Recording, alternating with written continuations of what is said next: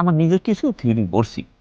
এখন মামু তুমি দেখো একটা লোকের কত ধারা, কেউ অভিনয় করে, কেউ শিল্পী, কেউ গান গায়, কেউ তুমি দেখবা ডাইরেক্টর, কেউ উপস্থাপনা করে, হ্যাঁ দেখবা একটা বই লেখে। বই লেখা আমার নতুন বই বাজারে আসছে, হ্যাঁ আপনারা পড়বেন, এখানে সব কিছু পড়া আছে। এই জন্য মামু তুমি সারাদিন তো ভালো কিছু কর ভালো কিছু কর, এই জন্য আমি এই ভালো কিছু দিছি, এইবার তোমার ইনভেস্ট করতেই হইবে, এবার কোনো এই মাপ এখন নাই। এখন এই দুর্নীতি এই বইয়ের মধ্যেও ঢুকাইতেছে। হ্যাঁ দুর্নীতি পাইলে কই মামু? হ্যাঁ তুমি ভালো কাজ করতে না, বই ছাড়া ভালো কাজ না। বই ছাপা ভালো কাজ, আর তুই যেগুলো বইয়ের মধ্যে দিতেছে এগুলো ভালো কাজ। এই এখন এই বইয়ের ব্যবসার মধ্যে এই ঢুকাইতেছে। তারপরে তুই পাইছিস কি?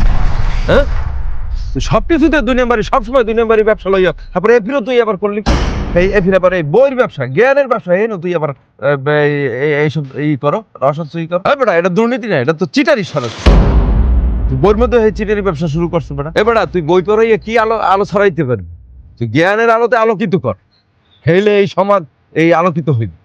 এই সমাজের যারা শিক্ষা অর্জন করবে তারা আলোকিত হইবে। একটা বই ব্যবসা লইছে, একটা দোনো কোনো ব্যবসা শুরু করে দিতেছে না।